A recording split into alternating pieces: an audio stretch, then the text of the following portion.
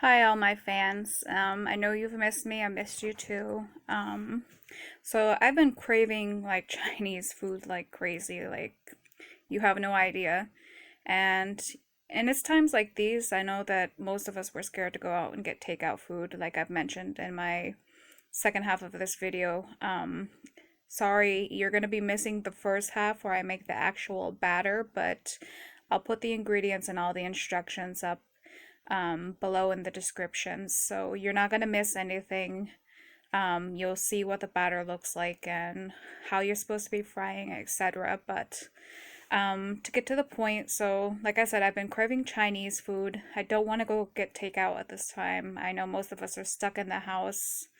And times like these that I consider myself lucky, I've had a lot of experiences in my life, but thank to thanks to God that, sometimes those bad experiences that we've had in our life actually turn into something helpful later on.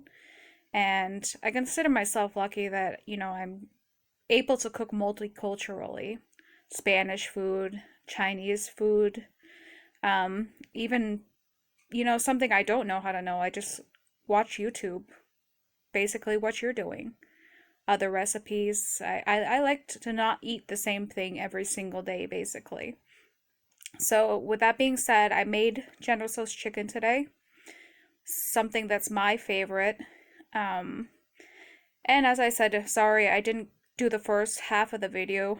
My tripod is on the fritz, and I'm basically holding my phone with my hands. So, trying to do batter and all of that stuff at the same time is just basically it's not going to happen. So, I hope you guys are safe and thinking about you all and your families. And if there's a recipe that you like, just leave it in the comments. I'll try to see if I can do it. And thanks to my mom and dad as well. I grew up in Vermont and we weren't the richest family, but we always had something to eat. And thanks to especially my mother that, I learned how to cook.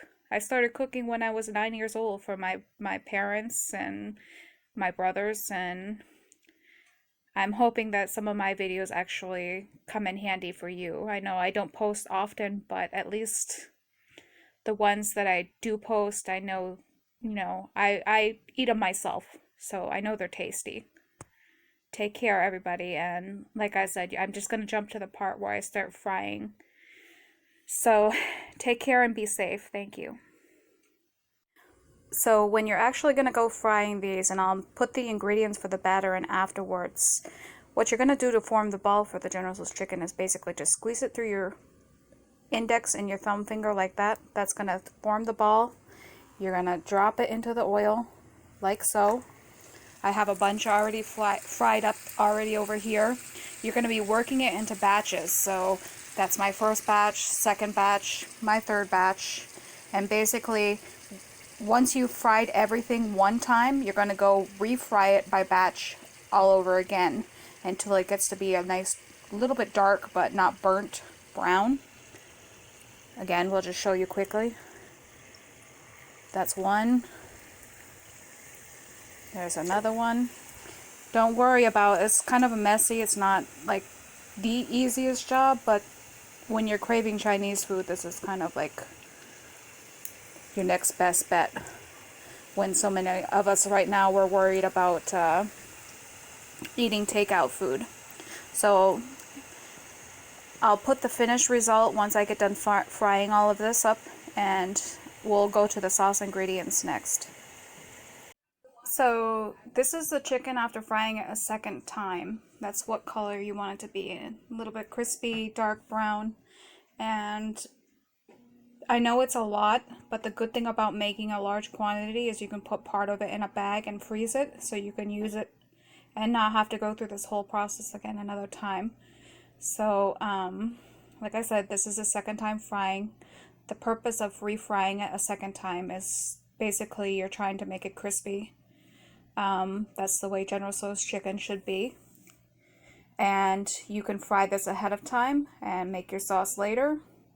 And that second bag, when you're craving it again, just pull it out and make your sauce and you're good to go.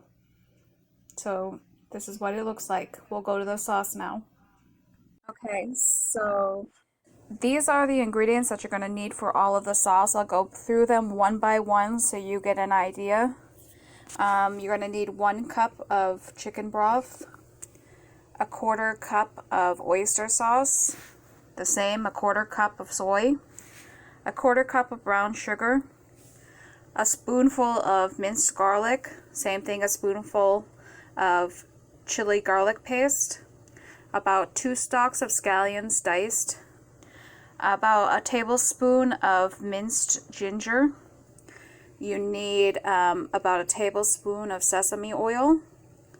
You need a 1/4 cup of rice wine vinegar. If you don't have that, you can also use the Goya cooking white wine. It's the same thing, just to sour the sauce a little bit with the sugar that you're going to be adding. And then you need 2 tablespoons about of oil.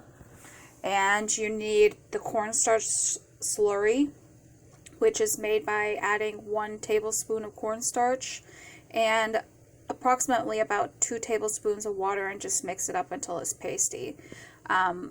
You are going to be adding to the chicken broth, basically add everything to it except for the normal vegetable oil and the cornstarch slurry. Those are added at different times, so don't add them yet. I'll show you what you're going to do with all of these things next as soon as I mix them in the bowl. Okay, so I've added all the ingredients in, like I said, except for the cornstarch and except for the vegetable oil. So you want your large pot. You're going to end up dumping the vegetable oil in the bottom of it. We're going to turn it on about medium high, and then you want to add all of the juice mixture to that on top of it. Don't worry about it. If you hear that little sizzle, it's just because it's hot. And then afterwards, when you dump the sauce in, add the chicken on the top, your already cooked chicken that you've done previously. I used about half the batch that I cooked. I had 3 pounds total of chicken, so I'm not going to say 1.5 pounds that I have right here, because it's not. This is where your cornstarch slurry comes in handy. You have your oil and your sauce mix already in there, so you're just going to take your cornstarch slurry, excuse me, it's like a tongue twister, add it in a little bit at a time, and this is what it's going to do. If you give it a few minutes, move it around with your chicken, it's going to thicken your sauce. Now, generally, like I said, I usually use 1 tablespoon to 2 tablespoons of water for the slurry. You might end up having to do a second batch. I highly doubt it, because this should be plenty for the amount of sauce that you have. Make sure you're scooping out the cornstarch in the bottom. That might be helpful. And then just stir it until it thickens up. You'll see in just a few minutes when that happens. But it smells good already, I'm telling you. This is a pretty easy recipe, like I said. If you want to fry the chicken up on a Tuesday and start cooking it up Thursday, it works that way. The 2 batches comes in handy when you want to have your Chinese takeout another time. I have my heat on high, and voila, it's starting to thicken up a little bit. Just move your chicken around so that it coats all of the pieces of the chicken. I like to have a little extra sauce, so you'll see the difference in my recipe from what you get in the restaurants. They just basically give you chicken with a little bit of sauce, and I like to put the sauce on my rice, so I'm not gonna finish it completely. I'm just gonna show you this is pretty much what it looks like.